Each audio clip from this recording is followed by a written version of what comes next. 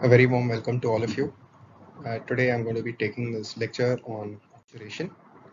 So basically, your root canal treatment. It is based on the diagnosis, treatment planning, knowledge of the anatomy. Uh, then of course you have your traditional concepts of debridement, sterilization, and obturation. So before you proceed to your obturation, you first need to have a basic idea about working length.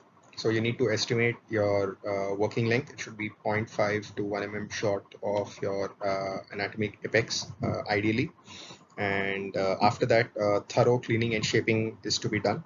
So cleaning and shaping is performed with the help of your files, whether it be your manual files or it may be your rotary files, and in conjunction with your root canal irrigants. And in between the appointments, we also use intracanal medicaments if you're not performing a single visit endodontic treatment.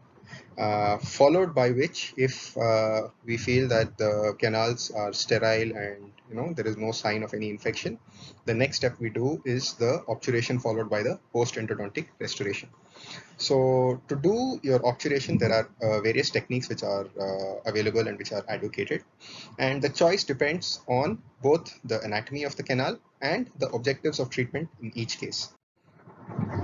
So basically, lateral condensation is considered as the gold standard for your obturation technique, against which all other obturation techniques are measured regarding their efficacy and performance. So basically, I will be explaining to you about the lateral condensation and a few techniques under the warm vertical condensation. Of course, there are many techniques, but I'll just be giving you the basic info about the warm vertical condensation as well.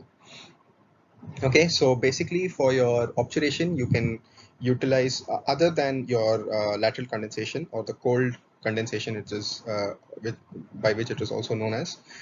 You can also utilize heat, that is your in the form of thermoplasticized gutta percha. You can also use vibration in the form of ultrasonics for your obturation. And yeah, so that's about it. So or you can also use a combination of heat and vibration. Yeah, so that I will be discussing in the later slides. So to have a successful root canal treatment, it is very important that your cleaning and shaping is done properly. If your cleaning and shaping is adequate, then the prognosis for long-term effects is considered very good. Okay. So like I was saying, unless your cleaning and shaping is not done completely, your obturation is contraindicated. So during the cleaning and shaping, you have to make sure that all the organic and the inorganic debris which is accumulated within the root canal walls is removed. So the organic is obviously the pulpal tissue, and the inorganic debris is that which is formed like the smear layer during your cleaning and shaping. So it's the dentinal scrapings which have to be removed, along with the uh, you know uh, the bacteria and their toxic products which may have accumulated within the shavings of the dentine. Okay, so the smear layer should be thoroughly removed, and the root canal walls should be dried completely before you proceed to your obturation. So in case if you're wondering how the smear layer should be completely removed, uh, it can be removed only if you use 17% of EDTA, that is ethylene diamine tetraacetic acid, as your final irrigant. So there is only one irrigant which is known which can actually remove the smear layer, and only if you remove the smear layer, it is going to be easier for you to obturate your lateral and accessory canals and various other anastomoses which are present inside the root canals. So if you do not irrigate with 17% EDTA, the entire removal of the smear layer is going to be difficult, because this smear layer actually goes and plugs the lateral and accessory canals. So now you should know when you should obturate. So these are the various criteria. It's very simple. There should be no discharge or exudate from the canal, which of course is a sign of infection. So they are also known as weeping canals. Calcium hydroxide is generally the medicament of choice for weeping canals. You can also use various other medicaments like triple antibiotic paste, and yeah, and there should be no foul odor from the canals. That, of course, again is a sign of an abscess. No draining sinus, so you shouldn't see any sinus tract just above the tooth. No periapical pathology should be present. And the next point is, of course, the next 2 points are, of course, the histopathological features. You should see that there is a reduction in the number of microorganisms and negative sensitivity tests. Of course, in routine endodontics, we don't actually wait for the histopathologic findings, unless, of course, there is a very wide lesion, or a non-healing lesion, wherein we send the samples for we aspirate, and then we send the samples for biopsy to figure out which microorganism is actually inhibiting the healing process. Yeah.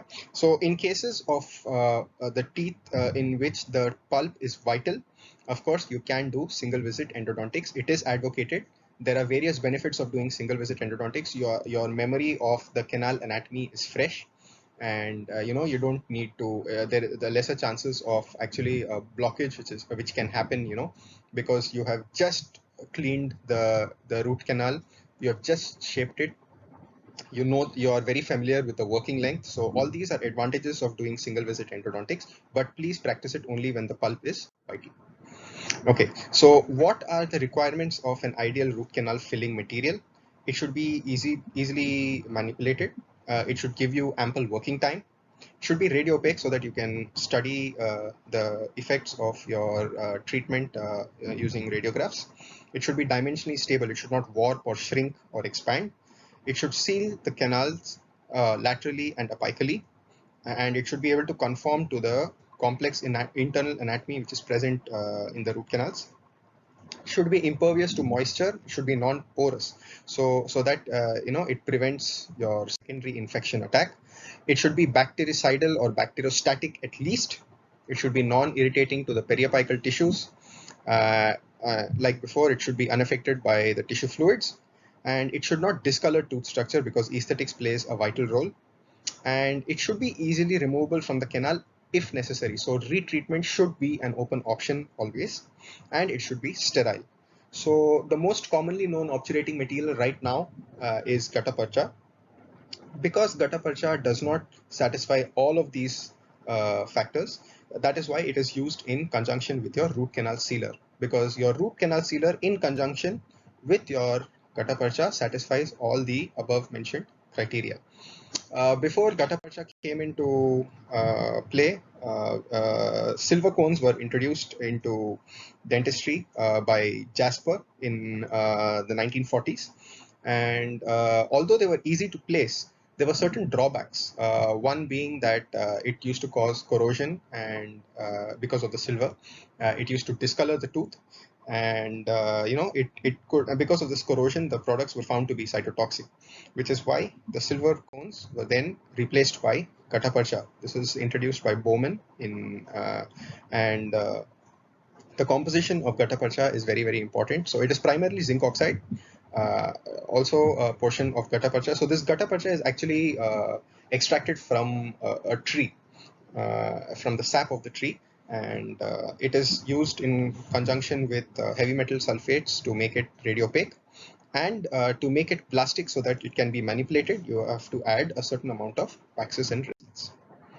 So gutta percha has been the material of choice for several years. It still is the material of choice. And of course, it has to be used in combination with root canal sealer, because gutta percha on its own is not antibacterial. Yeah. So gutta percha exists in two forms.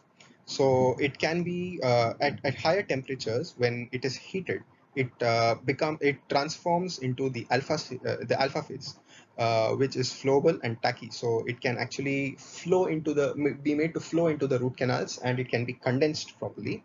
Whereas the beta phase on cooling to room temperature becomes solid and non-flowable. So then it actually sets. So when you're doing your lateral condensation, we generally use the beta form. Whereas when you're using your thermoplasticized gutta percha technique, we actually convert it into the alpha phase by heating the gutta percha. And then, of course, when it sets at room temperature, that is when it's cooled normally, you don't have to use any device to cool it. When it cools normally, it just hardens and transforms into the beta phase. So these are the properties of the beta and the alpha phase. Uh, it's just like how I said, the beta phase is solid and the alpha phase is pliable and tacky. So it flows when heat is applied or when pressure is applied. Okay. So Gatapacha is available in conventional and standardized sizes. So for your hand files, the Gatapacha conforms to the size and the taper, that is the 2% taper, and the size depending upon the files which you have used. So you have Gatapacha from sizes 15 up till 80, and you can use it according to the master phone which you have used. Okay. And regarding the standardized ones, they are also available for your rotary instruments as well. You have the universal, and you also have some which are dedicated to the rotary systems which are available. For example, ProTaper has come out with its own Gatapacha points, whereas there are so many systems which utilize a simple universal rotary Gatapacha points. Now, in case your Gatapacha point, it falls down, or it gets contaminated by blood or pus or something, and you want to sterilize it before placing it into the canal, it's very simple. You just need to dip the Gatapacha point in 5.25% sodium hypochlorite for exactly 1 minute. So if you place it in sodium hypochlorite for more than 1 minute, it starts becoming soft and it starts losing its properties. So please keep it only for 1 minute inside the sodium hypochlorite.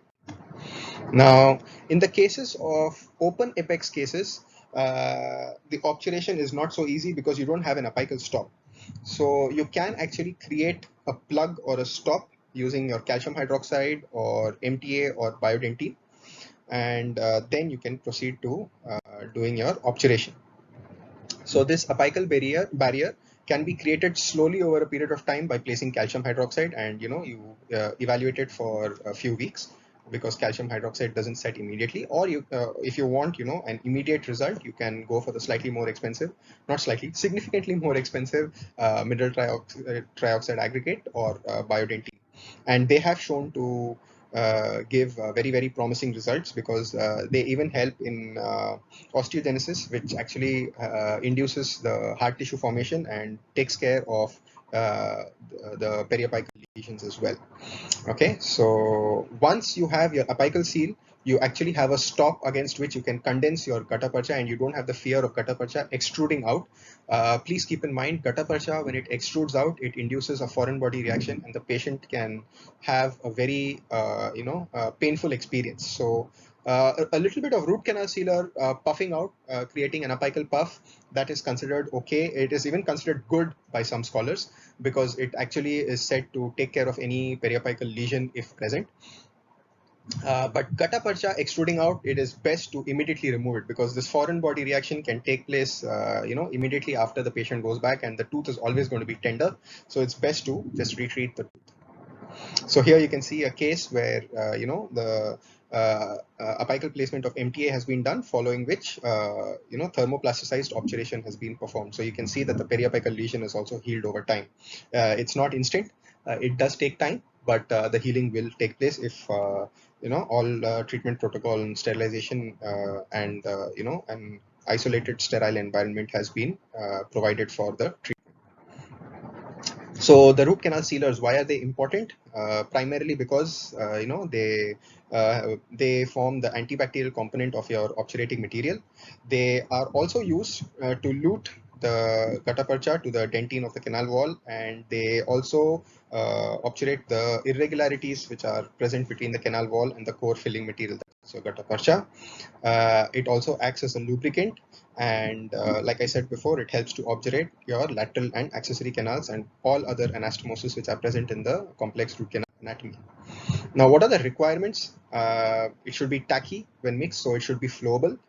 It should create a hermetic seal that is no longer used. This term is no longer used. Now we prefer to have the term of fluid tight seal. So we prefer to have a fluid tight seal. It should be radiopaque so that you can appreciate it in the radiographs. Bacteriostatic or preferably bactericidal. It should set slowly so that it gives you sufficient working time. It should not distort when coming into contact with tissue fluids. It should not be irritating. However, a little bit of irritation is always expected when you use a root canal sealer, if it goes, particularly if it goes beyond the apex.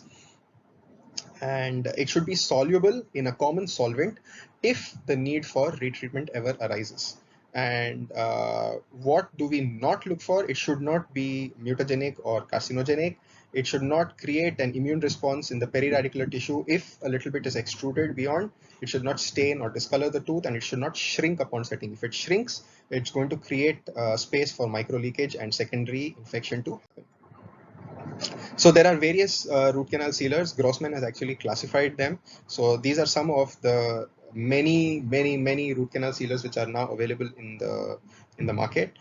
We are commonly using AH Plus in the department. Epiphany Resilon system has come now. This is actually a replacement which has been offered by the dental fraternity to your traditional Gataparcha and root canal sealers. So Resilon is the cone, the Gataparcha cone, and Epiphany is the sealer system. So it has to be used together. It also sets in the presence of light. So the obturation and the setting is instant the moment you expose it to light. It's a pretty good system, and it is used in those cases where you don't want to use your traditional Gataparcha. Okay, so these are your eugenol examples of your eugenol containing sealers, and the advantage is that it is very easy to manipulate. I'm sure you have all used it in your preclinicals. It is radio opaque, and you get ample working time. It doesn't set. So this is the beauty of using zinc oxide eugenol when you're doing your lateral condensation. It gives you plenty of time. However, please don't take your own sweet time. You have to remember that the patient's mouth is going to be open for so long. So, you don't put it to the test. You actually try to finish your work as soon as possible. Of course, maintaining all precautions and all, sterilization protocols and sterile environment protocols at the same time. Yeah. The disadvantage of zinc oxide eugenol is that it doesn't really get absorbed from the apical tissue. So a little bit of apical scarring can be seen because of the zinc oxide eugenol, and it does tend to irritate the periapex if a little bit of the sealer extrudes beyond the the boundaries of the root canal system. These are your resin-based sealers. So you have your AH26, you have your AH plus, and this was the Resilon Epiphany system which I was talking about. Then you have your calcium hydroxide sealers. These are supposed to be very good because, as you know, calcium hydroxide is also used as an intracanal medicament. It is also considered as the wonder drug because it helps in apexogenesis, apexification. It helps in the healing of periapical lesions. So they decided to introduce it as a root canal sealer as well. You even have your MTA as a root canal sealer. Of course, it is quite expensive, but it has shown promising results as well. And so this is the Resilon Epiphany system. So basically, sometimes your Gataparcha tends to shrink, especially when you use heat to make it to convert it into the alpha form. When it actually sets into the beta form, it actually shrinks a little bit. So to offer the solution to that problem, the market came up with the Resilon Epiphany system. So the Resilon system, it doesn't exactly shrink upon setting or in the presence of heat, although we don't require heat for it. And it provides a fluid tight seal. Yeah, and it is non-cytotoxic, non-mutagenic, and it offers a pretty good seal in the periapical system. Now coming to the obturation techniques, there are various techniques, like I mentioned before, but the lateral condensation or the cold condensation is considered as the gold standard against which all the other techniques are measured for their efficacy. Okay, so basically, how do you do your lateral cold condensation? You have to do your cleaning and shaping. You have to select your master cone. So this master cone is going to be based on the master apical file which you have used. That is the last file you have used till the desired working length before you perform your step back or your crown down. And this master apical file will conform to the master cone. So if your master apical file is size 35, ideally speaking, you should be using your size 35 Gataparcha as your master cone. So then after that, you have to choose your spreaders corresponding to the master cone which you have utilized. So obviously, if your master cone is a size 35, your spreaders are going to be smaller, so that your accessory cones, that is the the GP which you're going to be using in conjunction with your master cone will actually be able to fit into the canal. So how do you select your spreader is the main question. So this is where I have seen a lot of you getting confused and a lot of you not adequately selecting your spreader. Your spreader should be the instrument which is actually able to go at least 1 to 2 mm of the prepared length when introduced into the canal when the master cone is in place. So if your master cone is able to go till 1 mm short of the working length. So let us assume that your ideal working length is 18 mm. Your master cone should be able to go till 17 mm because your gutta percha, when you're using your cold condensation, it tends to expand also. So that 1 mm is given as sort of, it's something like a safety factor which you're giving, you know, so allowing the gutta percha to expand and actually go and fill that remaining 0.5 mm, because your obturation should be 0.5 mm short of the apex. Yes, because you have your minor apical constriction. And sorry, it should also be the spreader should be allowed to go 1 mm shorter than your master cone length. So if your ideal working length is 18 mm, your master cone should go to 17 and your spreader should be able to fit to the size of 16 mm when your master cone is in place. Okay, so that so you should use the largest spreader available, which can go up till 16 mm.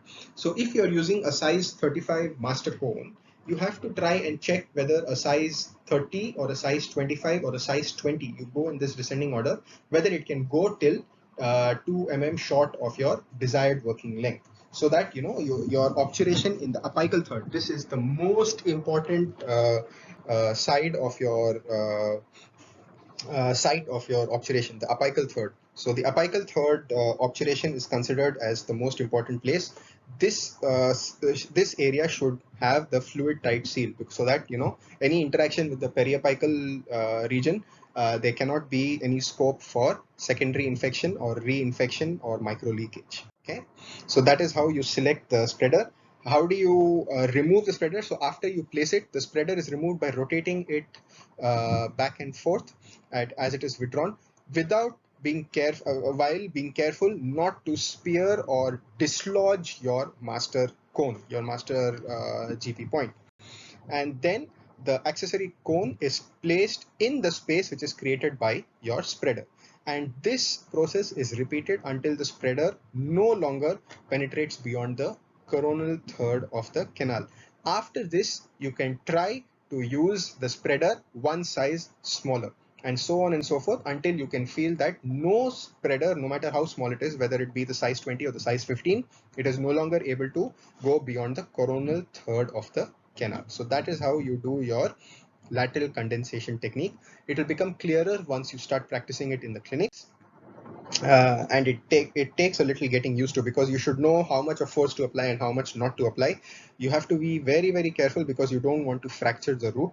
Prognosis of root fractures is quite poor. So you know, you should know that too much of force can tend to break the fruit. Already the tooth is brittle because you have actually removed the pulp, so it is no longer vital, so it becomes brittle. So you should not tend to fracture the root as well. So as little as 1.5 kilogram of pressure is capable of causing a root fracture, so that should be kept in mind. So you shouldn't use excessive force with your root canal spreaders. Then of course you have to sear off the gutta percha at the level of the CEJ, and then you can use your condensers to actually condense, or you can use your pluggers, which are more suitable because they are smaller in size compared to your condensers. And the difference between the spreader and the plugger is that the spreader has a pointed end, whereas the plugger is blunt. You know, it is flat and blunt at the end, so it actually allows you to condense your gutta percha, okay, so that you can get a very good seal. Now, like I said before, you can use a combination of vibration and heat, or you can use it alone and you can also use your ultrasonics to perform your various obturation techniques. So now coming to the warm vertical condensation. So basically you are just converting your gutta percha into the alpha stage, and in these cases the gutta percha is allowed to cool and set on its own time, and then of course it provides a very good seal. So if you're using your warm vertical condensation techniques or any obturation techniques where you're actually causing the gutta percha to flow, please be very careful to make sure that you have an apical stop. If you do not have an apical stop and you condense your gutta percha using your pluggers with a little extra force, there is a very good tendency for your gutta percha to actually go beyond the apex, and that is going to cause severe irritation to the periapical tissues, and you are going to have to do the retreatment. And retreatment is always more difficult than the normal treatment. Prevention is always better than cure, so please keep this in mind. Okay. So how do you do the warm vertical condensation? So basically you have a master cone which is fitted short of the working length. So you try to keep it at least 1 to 2 mm short of your desired working length, because when the gutta percha flows, it can actually and when you're condensing it, it can actually flow into the remainder space which is provided. Yeah, so you try to keep it 1 to 2 mm short of your desired working length. After that, once you decide that the master cone is fit and you have an apical stop against which you can condense your gutta percha, you apply the root canal sealer on the tip of the master cone, and then you have to uh, actually apply heat. So after you fit the cone into the canal, after you know that there is some sort of resistance or tug back, you place it till the desired length which you want. Then you have to sear off the coronal portion of the gutta percha by applying heat with a spreader or a plugger, and that plugger is again inserted into the canal and the gutta percha is condensed. So this heat is then transferred into the canal and the gutta percha, which then softens, and then you are able to push it down till the desired working length. Again, like I said, too much of force is bad. It can cause root fracture, so you have to be a little cautious as well. Okay, so this process is repeated with gutta percha again and again until the apical portion has been filled. So in the starting cases, probably you may want to take a radiograph to confirm whether your apical third has actually been obturated well, and then you can proceed to obturating the middle and the coronal thirds. You can do it either with your backfill, or you can just use the same procedure again and again. So the coronal space is backfilled using small segments of gutta percha. So you can either use small segments of gutta percha. This is similar to how you obturate how you restore your teeth using composite in increments. So you can actually use small segments of gutta percha, place it into the root canal, and then keep on condensing so that you get a fluid tight seal. Or you can actually use a backfill of thermoplasticized GP. So you can actually use the gun, which the obtura gun, or you can use various other techniques which are present, which I will be disclosing in the later slides, by which you can cause the flow of gutta percha into the canal, and you just have to condense it. Yeah. So the advantages of the warm vertical compaction technique is that there is a very good chance for the gutta percha to flow into the irregularities, the fins, the lateral canals, and the accessory canals. So you can actually get a very good three-dimensional obturation. Yeah. The disadvantages, like I mentioned before, is that because of the compaction forces, there is a risk of vertical root fracture. And once there is a vertical root fracture, the prognosis of the tooth dips considerably. So you have to be careful. Also, if you don't have an apical stop, a good enough apical stop, the potential for extrusion of the material is also pretty high. Yeah. Also, the warm vertical compaction is difficult to do in curved canals because your plugger is not exactly flexible. It is a stainless steel instrument, so the chances of you plugging it along the curvature is very difficult. So in such cases, it is difficult to use your warm vertical compaction technique. Okay. Now coming to the down pack system, I have included certain links also, which I will be sharing. So basically, you have to place your sorry. So like I was saying, I have shared the link the Google YouTube links for all these techniques. So you can actually see there are beautiful videos demonstrating how these techniques are used. So this one is the System B plus the backfill, wherein you actually have a cordless system where you can actually use it to sear off the gutta percha. That is your master cone, once you have determined that it is going till the desired length. And then of course you place you actually have to place the instrument, the tip of the instrument into the canal, and then there is a button which has to be pressed, by which it starts heating up, and this tip is rotated in the canal for 5 to 8 seconds, and then it is removed. So by this you are actually searing off the master cone in the apical third. And after this, the unheated spreader can be placed to actually condense the gutta percha, that is the master cone which you have seared off, followed by the placement of an accessory cone. So once you have placed it unheated into the canal, you can actually use this searing tip to actually condense the master cone gutta percha which you have used to obturate the apical third. After which you can place another accessory cone up till the working length, which is now decreased obviously because you have obturated a portion of the apical third. And this process is continued by with accessory cones again and again until the canal is totally filled. So I have shared the link by which you can actually see. It's a beautiful video and it's a beautiful system, but of course when you're using more and more electronics, it becomes more and more technique sensitive, so you have to gain it with experience. Yeah. So then comes the continuous wave compaction. It is just a small variant, so it employs the system B like how it was discussed before, and it also comes with various steel pluggers, each with tip diameter of 0.5 mm. Sorry. So then the gutta percha cones, they are placed, of course they are standardized gutta percha cones, and they come with your rotary systems. So if you're purchasing a pro taper gutta percha pro taper file series, then you have the pro taper gutta percha cone also. So based on the file which you use to prepare the root canal, your cleaning and shaping, you have the corresponding gutta percha as well.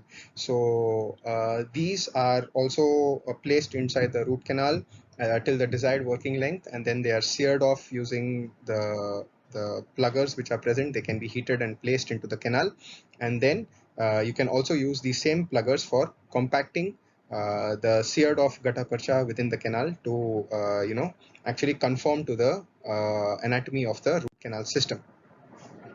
So this plugger, it should not get stuck within the coronal or the middle third. It should actually be going till the apical third, so that, and it should go at least 3 to 4 mm short of the desired working length. So you have to actually choose the suitable pluggers before you perform your obturation, so that you don't fumble during the searing of procedure, because this gutta percha which is heated, it sets rather fast.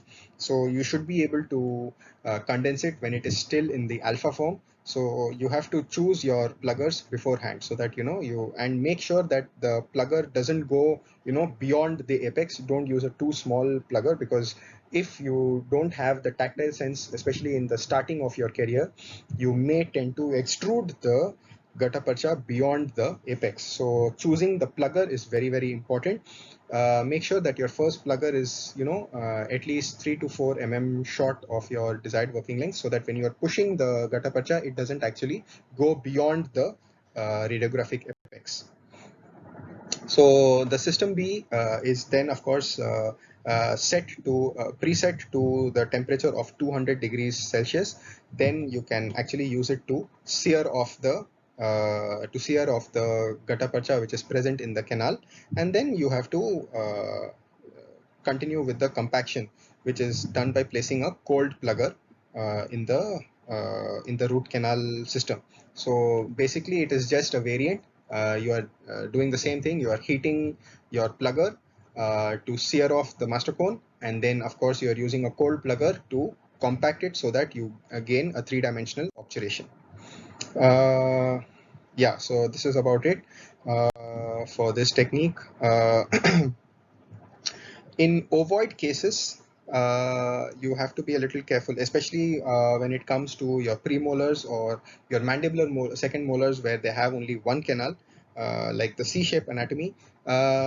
It is preferred to use your thermoplasticized gutta percha to actually do the obturation in such cases, because you will not be able to perform your lateral condensation thoroughly, because there will be some areas where the spreader will not be able to fill the voids between the gutta percha and the root canal wall, and the sealer will not be enough, because the sealer will set, and there will be certain voids which are present. So in those cases, it is always better to use your thermoplasticized techniques, and to gain a fluid tight three-dimensional obturation. Yeah.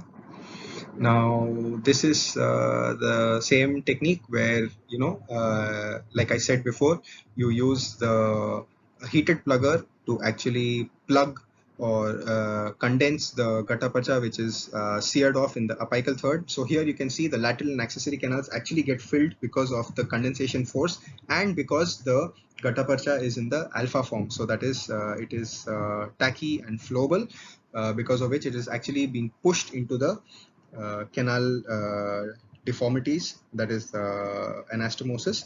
But you have to remember, if you don't use your 17% EDTA as your final irrigating solution, the chances of filling this are lesser. I'm not saying it is impossible, but it is significantly lesser, because you are not going to be removing the smear layer which actually plugs these anastomoses. Now, this is the downpack system. So nowadays everything is cordless, so you are not inhibited by the weight of the cord and the direction by which you have to place it, because of the cord inhibiting your movement. So this allows you to work freehand. Of course, your tactile sensation is not there, but it significantly improves your working efficiency. Yeah, so because it is cordless, you are able to insert it in any direction, and it is suitable for all, whether it be your gutta percha and root canal, traditional root canal sealer. It can be your Resilon Epiphany system. It can even be the hybrid resin filling materials which you are using. Yeah. So you can also utilize the vibration kind of technique using the system B, because it has been included. Once you use your vibration and your gutta percha is flowable or tacky, when it is flowable, it can be utilized to push it into the lateral and accessory canals as well. Okay, so the other process is pretty much similar to what I had described before, and that is how you perform your obturation using this technique as well. Yeah, so it is basically the same principle. It is just that the equipment used is different from one company to the other. So these are the various tips of the pluggers which are available, by which you can actually condense the gutta percha within the root canal system. So vibration has shown to increase the density of your gutta percha obturation. So it actually helps in providing a three-dimensional fill in the root canal system.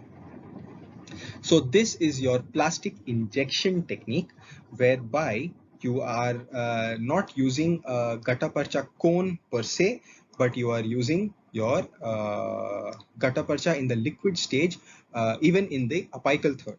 So in such cases, you should not forget to actually introduce your root canal sealer into the canal before you proceed with your obturation, because here you are not going to be using a master cone. You are just going to be using gutta percha in the form of pellets which are loaded into the gun, and it is heated within the gun. You can set the temperature in the monitor which is shown below, and then you are going to inject your gutta percha in the alpha stage into the root canal. So you are not actually having a master cone per se. So this is what is preferred in the ovoid canals and the C-shaped canals, because you can actually condense and actually fill the space of the canal. So single cone technique cannot be used, or lateral condensation technique has not been promising in the cases of C-shaped canals, because you're not able to fill the entire space of the root canal anatomy. So that is why we prefer the plastic injection techniques.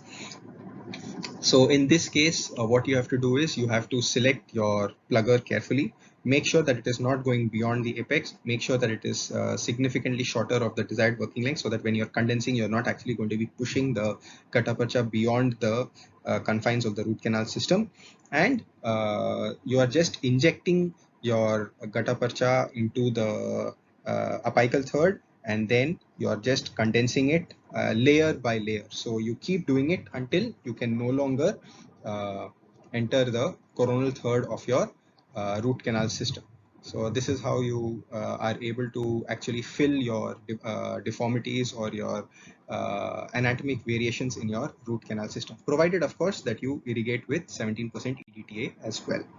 Yeah, so the needle tips are actually very thin, because of which you will be able to place it deep inside the canal, and they are long needles also. So the gutta percha, when it flows, it actually goes quite well in the apical third system as well. So the Elements Obturation system, this is again just a different company, but the principle is the same. So you are just injecting your gutta percha into the root canal system. So now this is a carrier based obturation. So this is something like a single cone technique. However, if you see the picture below, you can see that the gutta percha is actually loaded onto a plastic core. So all you have to do is you place it into the canal, and of course they are color coded, so you can get it depending upon the master apical preparation, master apical file, which conforms to the cleaning and shaping which you have done. So depending upon the master apical file, you can get your master apical cone as well. So it is something like a single cone technique, wherein you place this plastic core which is coated with your alpha phase gutta percha, and then you can sear off this plastic cone. So you can actually for searing, you actually just have to what do you say, you have to rotate or twist the plastic cone, by which it just breaks off. Yeah, so after that you can use your plugger to actually plug the or condense the gutta percha in the apical and the middle thirds. So you're basically just carrying your heated or alpha stage gutta percha into the canal till the desired working length, rather than injecting it. So it's just another form or technique